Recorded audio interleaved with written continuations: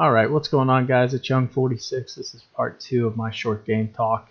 I'm going to talk a little bit about hitting wedges in the greens here. So my setup, I'm using the 61 Nike balls. Got the Cleveland wedge. It has a lot of spin already. What I see a lot of people do is they try to put backspin on it and manipulate it. Just not a big fan of it because you can't control it.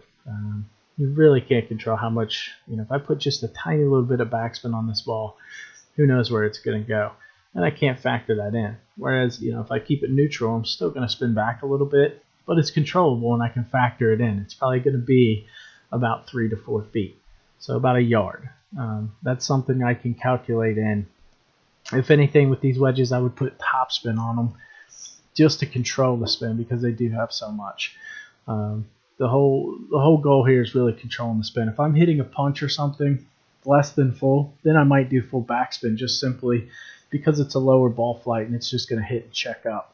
But if I'm hitting these full wedges, I've got to figure that out. So ideally here, probably plays about 50, 59, 58. So I want to land this thing 60. My full wedge goes 62. So I'm hitting about 99%, and I want it to go past the pin. Obviously, I didn't want to yank it there, but as you can see, it goes past the pin, and it came back about 3 feet. So that's controllable. Versus if I were to say, okay, well, if this goes 62, then I need to go back to about here, and that should be perfect, right?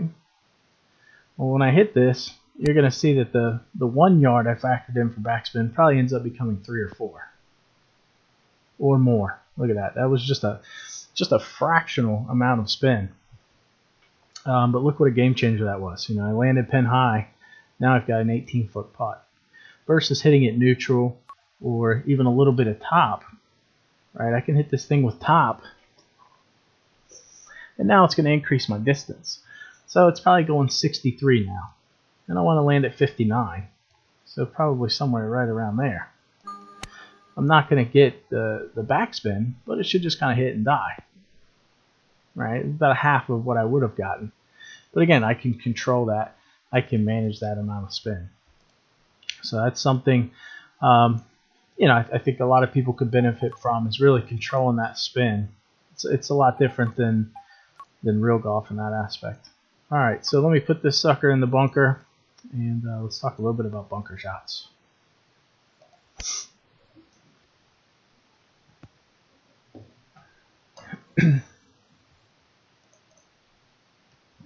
Alright, so I've got 15 to 20. It's kind of an awkward one. It will spin. So from this distance, it's not going to release a ton. For me, 15 to 20, I want to land it hull high. Should be interesting. I don't know if it'll come back or not. The hull high for me would be about 75% from here. And I'm hoping it's going to land and bite, but it might release here. Yeah, so 15 to 20. Normally, if you're hitting further, at 20, 27 out, you'll see some grab. If I were to hit that full, obviously I probably can't keep it on the green from here, but I've got about 40. So let's see if I hit this thing up 80, 87. Let's see if I get a little backspin.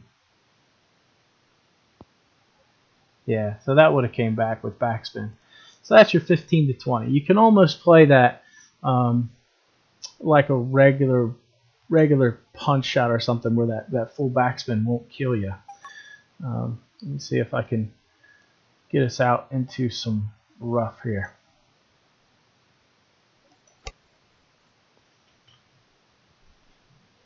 Okay, so perfect. 40, 50. Now, things change. I played the sand shot 15 to 20, just basically to hit and stop and maybe come back a little bit. This is going to be a little trickier. You have to look at your line. I like to go into putt view, chip view, whatever your preference is. And, 40, 50, I want to do about a 75%, so 75, 25. So if I'm looking at where I want to land this thing, just trying to picture in my head what it'll look like once it comes out. So I probably want to land this at about 20. 20 yards would be somewhere around 75. So when I land it here, now it pretty much just becomes a putt. So I'm trying to, gauge the line in my head. So it's probably somewhere around here would be a pretty good line. Now, next thing I do, I want to see, let's see, we're probably going to go here. So like I said, about 75% normally. This is fast, so maybe it might be slightly less because of that. But I'm going to give it a try here. So I'm going to hit this, so probably about 58%.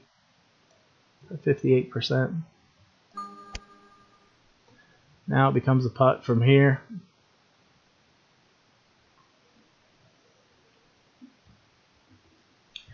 So again, that was 75-25, and that's fast greens.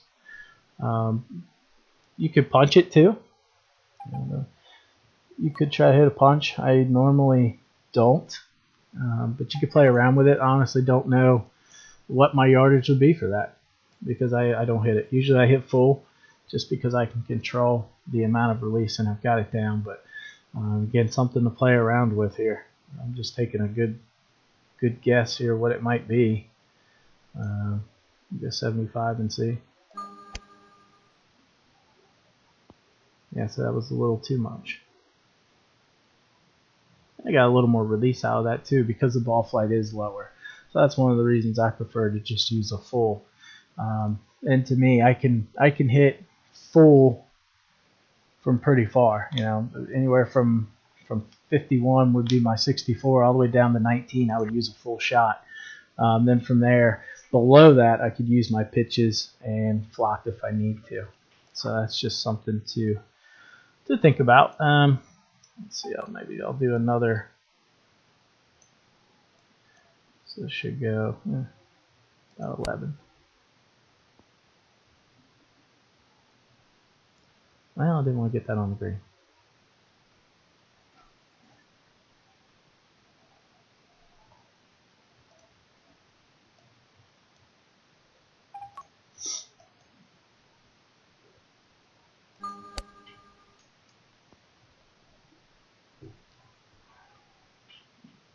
Okay, so now we've got the 15. And this is an interesting one because we have this hill.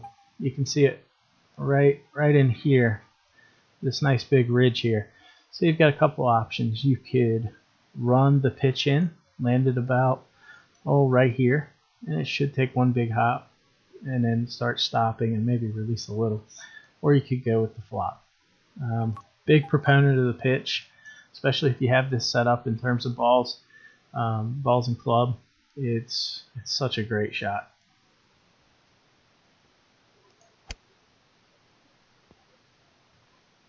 So very manageable. The amount of release, again, I can calculate it, and it's very consistent. And if we wanted to hit the flop, we could hit the flop as well. Again, I'm not a huge fan of the flop. A lot of people are, but to me, the aiming's kind of messed up. It's just kind of all the luck for me because I don't play it enough. I'm sure there are people who can put that sucker on a dime. Just not one of them.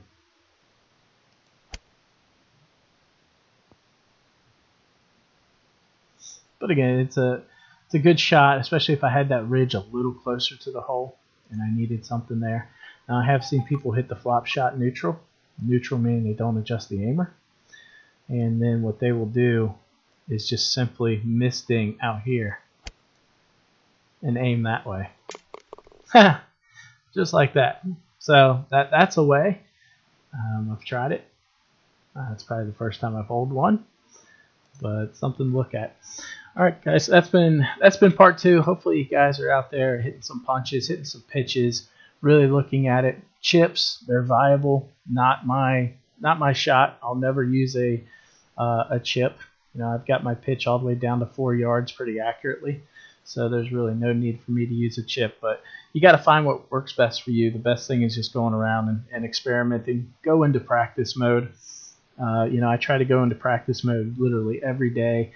Hit some putts, hit some different shots if I'm charting new balls or what have you. But it's an invaluable tool, and it'll definitely make you better in the long run. As always, if you have any questions, feel free to let me know.